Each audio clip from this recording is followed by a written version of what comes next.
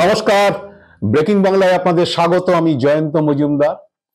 ঠেকে শিখছেন আমাদের বিরোধী দলনেতা শুভেন্দু অধিকারী, নাকি ভোটে ঝাড় খেয়ে তার বোধোদয় হয়েছে, নাকি আবার নতুন ছুতো ফেদেছেন বা নতুন ছুতো খুঁজছেন? এইরকমই আলোচনা শুরু হয়েছে বাংলার রাজনৈতিক মহলে বা রাজনৈতিক যারা চর্চা করেন। কারণ শুক্রবার বিধানসভায় শুভেন্দু অধিকারী যে কথা বলেছেন, সরকার পক্ষ অবশ্য তাকে বলেছেন যেটা দ্বিচারিতা করছেন শুভেন্দু অধিকারী। শুভেন্দু বিধানসভায় একটি প্রস্তাব এসেছিল, আমাদের তৃণমূলের যে চিফ হুইপ তিনি একটি প্রস্তাব এনেছিলেন রাজনৈতিক প্রতিহিংসার জন্য কেন্দ্রীয় সরকার বিভিন্ন প্রকল্পে রাজ্যের টাকা আটকে রেখেছে। তো সেই যে প্রস্তাবের উপর বক্তব্য রাখতে গিয়ে বিরোধী দলনেতা শুভেন্দু অধিকারী বলেন যে স্বচ্ছতার স্বার্থে কেন্দ্রীয় প্রকল্পে রাজ্যের প্রাপ্য আদায়ে তিনি সহযোগিতা করবেন এবং প্রয়োজনে এই ব্যাপারে রাজ্যের সঙ্গে একসঙ্গে যৌথভাবে কাজ করতে তিনি প্রস্তুত। শাসক দল অবশ্য বলেছেন এটা শুভেন্দুর দ্বিচারিতা। কারণ ওই প্রস্তাবের উপর বলতে গিয়ে শুভেন্দু আরো বলেছেন যে ইউপিএর আমল থেকে এনডিএর আমলে এই রাজ্যকে অনেক বেশি টাকা দেওয়া হয়েছে, এনডিএ সরকার দিয়েছে, কিন্তু রাজ্য তার সদ্ব্যবহার করতে পারেনি। একই সঙ্গে বলেন যে বরাদ্দ অর্থ ব্যবহার করার উপযুক্ত শংসাপত্র কেন্দ্রের কাছে জমা দিতে পারেনি রাজ্য, এবং টাকা পেয়েও খরচ করতে পারেনি। আবাসের স্বচ্ছ তালিকা প্রকাশ করুন, এসব অস্বচ্ছতা কাটিয়ে এগোতে পারলে আমিও সহযোগিতা করব। তো এই ধরনের আশ্বাস তিনি বিধানসভায় যখন এই প্রস্তাব এসছে সেই প্রস্তাবের আলোচনার সময় বক্তৃতায় তিনি এটা বলেছেন। তবে পঞ্চায়েত মন্ত্রী যে প্রদীপ মজুমদার তিনি বলেছেন যে সব শংসাপত্রে কেন্দ্রকে দেওয়া হয়েছে এবং কেন্দ্র আশ্বাসও দিয়েছিল যে প্রকল্পের টাকা ছেড়ে দেবে, কিন্তু তা সত্ত্বেও তারা দেয়নি। সবচেয়ে আশ্চর্যের বিষয় 2021 সালে এখানে বিজেপি হারার পর থেকেই টাকাটা বন্ধ হয়ে যায় এবং তার আগে 4 বছর এ রাজ্য ভালো কাজ করেছে বলে তারা প্রশংসাসূচক পত্র দিয়েছিল, কিন্তু সেগুলো তারা ভুলে যায় 21-এর ভোটের হারার পরে, এবং তারপর থেকেই গত 3-3.5 বছর ধরে টাকা আটকে রয়েছে, আবাস যোজনার টাকা এবং 100 দিনের কাজের টাকা। তো অনেকে বলছেন যে আসলে শুভেন্দু অধিকারীরা এক সময় খুব জোর গলায় বলতেন যে আবাসের টাকা নিয়ে দুর্নীতি হয়েছে, আবাসের তালিকা নিয়ে দুর্নীতি হয়েছে, তাই তারা দিল্লিকে বলে টাকা আটকে রেখেছেন, এবং যে 100 দিনের কাজের টাকায় দুর্নীতি হয়েছে তাই তারা দিল্লিকে বলে টাকা আটকে রেখেছেন, এটা তারা জোর গলায় বলতেন। কিন্তু পরবর্তীকালে যখন 2023 সালে অভিষেক বন্দ্যোপাধ্যায় বা 22 সালের শেষ দিক থেকে অভিষেক বন্দ্যোপাধ্যায় যখন এই নিয়ে কেন্দ্রীয় বঞ্চনা নিয়ে প্রচার শুরু করেন এবং দিল্লিতে ধর্ণা দেওয়ার জন্য তিনি গিয়েছিলেন, সেটা থেকে তখন শুভেন্দু অভিষেককে কটাক্ষ করেছিলেন যে সব লোক দেখানো জিনিস হচ্ছে, দিল্লিতে গিয়ে দিল্লি পুলিশ পিটিয়ে ওখান থেকে পাঠিয়ে দেবে।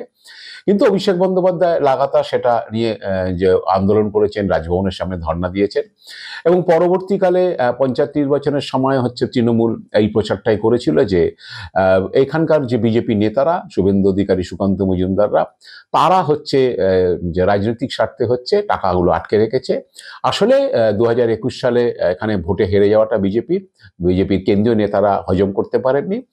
নরেন্দ্র মোদী, অমিত শাহরা ডেলি প্যাসেঞ্জারি করার পরে যখন তারা হেরে গিয়েছে, তারা এখন প্রতিহিংসা নেওয়ার জন্য এখানে ভাতে মারার চেষ্টা করছে এবং কেন্দ্রীয় প্রকল্পের টাকা আটকে রেখেছে।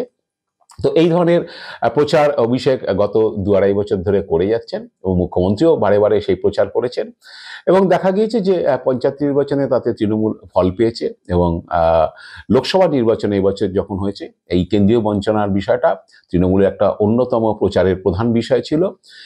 তৃণমূলের অভিষেক বন্দ্যোপাধ্যায় থেকে মমতা বন্দ্যোপাধ্যায় থেকে শুরু করে ছোট বড় মাঝারি সমস্ত নেতাই কেন্দ্রীয় বঞ্চনা, আবাসের টাকা আটকে রাখা এবং 100 দিনের কাজের টাকা আটকে রাখা, এসব নিয়ে তারা প্রচার করেছেন।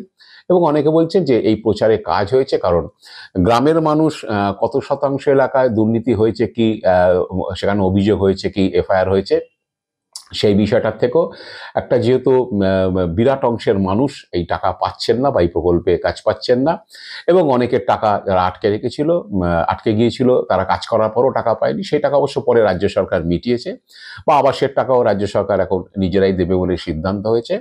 তো এগুলোতে একটা বৃহৎ অংশের মানুষ দুর্নীতির নামে টাকা আটকে রাখায় বৃহৎ অংশের মানুষ তাতে ক্ষতিগ্রস্ত হয়েছেন, এবং তারা তৃণমূলের বক্তব্যটাকে সমর্থন করেছেন, কারণ তারা নিজেদের যে উপলব্ধি, জীবনের উপলব্ধি, সেটা দিয়ে তারা বুঝতে পেরেছেন যে তারা বঞ্চিত হয়েছে। শুভেন্দু অধিকারীরা মনে করেছিলেন হয়তো যে টাকা আটকে দিলে এখানে তৃণমূল সরকার বিপদে পড়ে যাবে, প্রকল্পগুলো চালাতে পারবে না, এবং তৃণমূল দুর্নীতি করেছে সেই জন্য টাকা আটকে রেখেছে।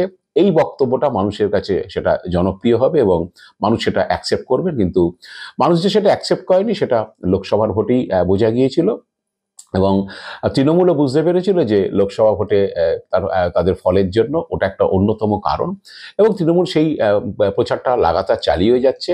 এবং সম্প্রতি যে নভেম্বর মাসে 6টা উপনির্বাচন হয়েছে, তার মধ্যে নৈহাটি এবং মেদিনীপুর শহর কেন্দ্রটা ছাড়া বাকি 4টি গ্রামীণ এলাকায় সেখানে তৃণমূল একই কেন্দ্রীয় বঞ্চনার কথা বলেছে এবং আবাসের টাকা বা 100 দিনের টাকা বন্ধ করে রাখার কথা বলেছে।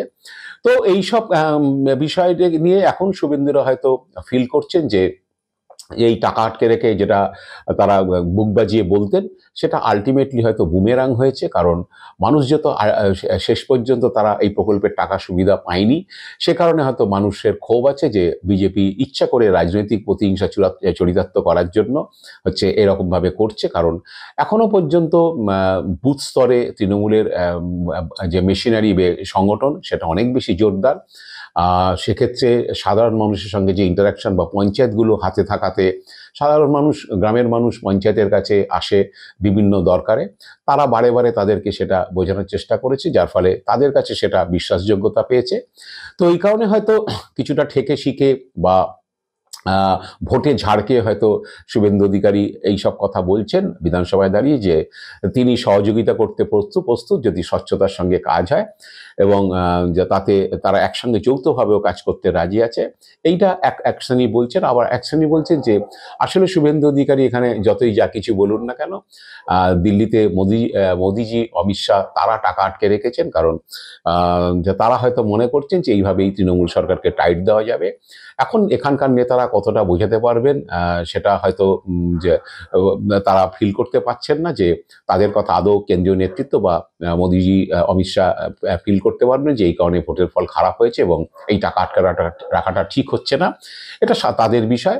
আবার কেউ কেউ তৃণমূল শিবিরের যারা বলছেন যে এটা হচ্ছে শুভেন্দুর নতুন ছুতো, কারণ এর আগে বুক বাজিয়ে বলে বিপদ ডেকে এনেছেন, ভোটের রেজাল্টটা ভালো হয়নি, ভোটে ঝাড় হয়েছে।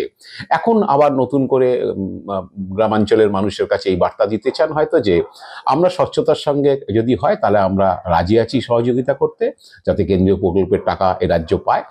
কিন্তু স্বচ্ছতার সঙ্গে হচ্ছে না বলে আমাদের আটকানোর কোনো প্রবণতা বা মানসিকতা নেই, কিন্তু স্বচ্ছতার সঙ্গে হচ্ছে না বলে দিল্লি টাকা আটকে রেখেছে।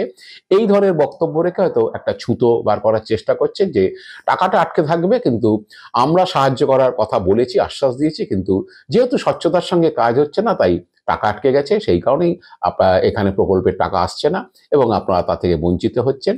তো যদি এই সরকারকে আপনারা সরাতে পারেন, সেক্ষেত্রে আমরা এখানে ক্ষমতায় গেলে আমরা এইসব প্রকল্পের টাকা আপনাদের এই প্রকল্প চালু করবো বা দিল্লি থেকে টাকা এসে যাবে, এরকম একটা বার্তা হয়তো দিতে চাইছেন। সেই জন্যই শাসক দলের কেউ কেউ বলেছেন যে শুভেন্দু অধিকারী বিধানসভায় দাঁড়িয়ে যাই বলুন না কেন, এগুলো আসলে দ্বিচারিতা। এখন কোনটা দ্বিচারিতা বা কোনটা যে তাদের ভোটে ঝাড় হওয়া বা জন্য হয়েছে এই পথে চলার জন্য বা এই পলিসি নেওয়ার জন্য, সেটা শুভেন্দু অধিকারীরা বলতে পারবেন। জানি না আবার 26-এর আগে শুভেন্দু সুর পাল্টায় কিনা, কারণ এ পর্যন্ত শুক্রবার পর্যন্ত তিনি এক কথা বলেছেন, আবার পরবর্তীকালে তিনি তার বক্তব্য পাল্টাতে পারেন যে আমরা যেটা স্বচ্ছতার কথা বলেছিলাম সেটা রাজ্য সরকার করেনি, সেই জন্য আমরা সহযোগিতা করছি না, সেই জন্যই হয়তো কেন্দ্রীয় সরকার টাকা আটকে রেখেছেন।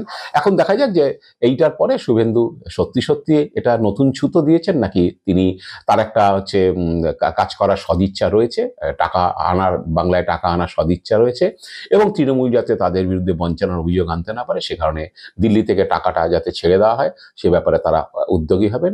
তার জন্য আমাদের তো আগামী দিনে অপেক্ষা করতেই হচ্ছে। আজ এ পর্যন্তই। আপনারা ভালো থাকবেন, সুস্থ থাকবেন।